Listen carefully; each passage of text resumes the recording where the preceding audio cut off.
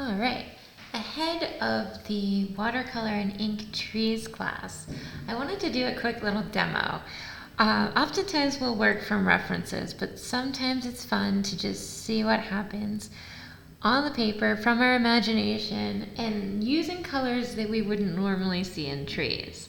So I'm going to use a technique called wet on wet, which if you've done class with me before, you're familiar with. If you haven't, I'll be introducing it a little bit more during this class, but let's just go right on the paper with just water.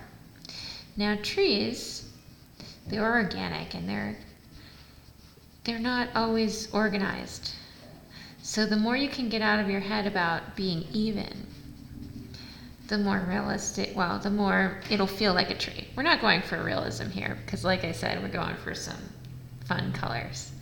All right, we have our water down. I'm gonna go with some yellow first. Again, not necessarily a color we would see in a tree, unless it's the fall. Maybe it's a fall tree, but then I'm gonna go ahead and add some blue, so it's not a fall tree. It's just a kind of maybe Dr. Seuss tree. Well, it's starting to get green, which we know is a tree color. But I'm still going for something a little more surreal. How about I add some of this magenta? Ooh.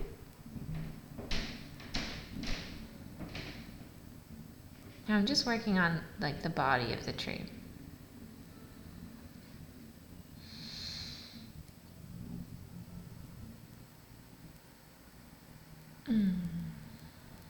Cool. And again, I have no idea what I'm just going with what feels right. Maybe a little bit of this cadmium red. Yeah. Totally wild and vibrant. Let me go with a little more yellow, because the yellow kind of went towards the edges.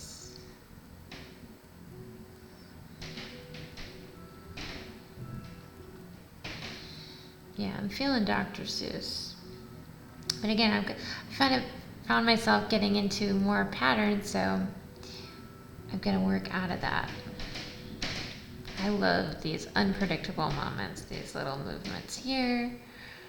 So I'm just going to let it dry, and then afterwards, I'm going to add some ink.